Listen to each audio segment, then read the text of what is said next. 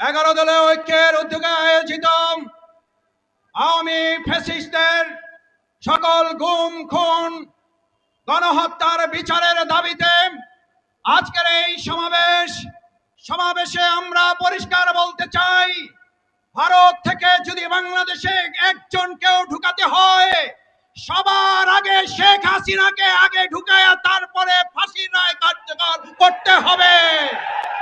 শরীফ ওসমান হাদির আসামিদেরকে ফেরত দিয়ে এসে বিচারের কাঠগড়ায় তাদেরকে দাঁড় করাতে হবে।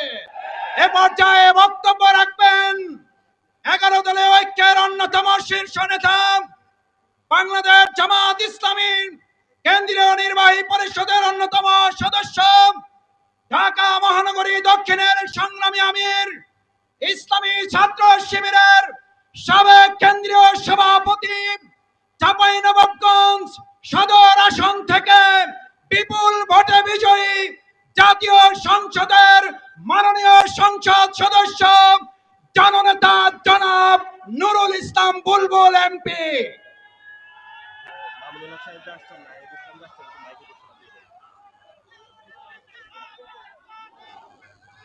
সংগ্রামী ভাই ও বন্ধুগণ, আসসালামু আলাইকুম ওয়া রাহমাতুল্লাহ।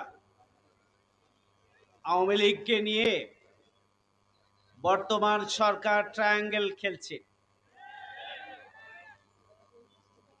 তারা প্রতিবেশীকে সন্তুষ্ট রাখার জন্য এক ধরনের আভ্যন্তরীণভাবে তারা যোগাযোগ রাখছে। ছাত্রলীগ, যুবলীগ, আওয়ামী লীগকে রাজপথে আসার সুযোগ করে দিচ্ছে, আর দলীয় কর্মীদের মাঝে মধ্যে ঢিল ছুড়াছুড়ির সুযোগ করে দিচ্ছে।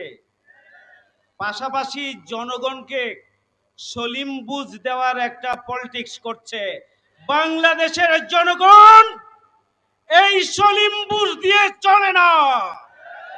এদেশের ছাত্র জনতা গণঅভ্যুত্থানের মধ্য দিয়ে যে নতুন বাংলাদেশ এনেছে, সেই নতুন বাংলাদেশ নিয়ে সরকারের কোন চক্রান্ত ষড়যন্ত্র বরদাস্ত করবে না দেশের জনগণ।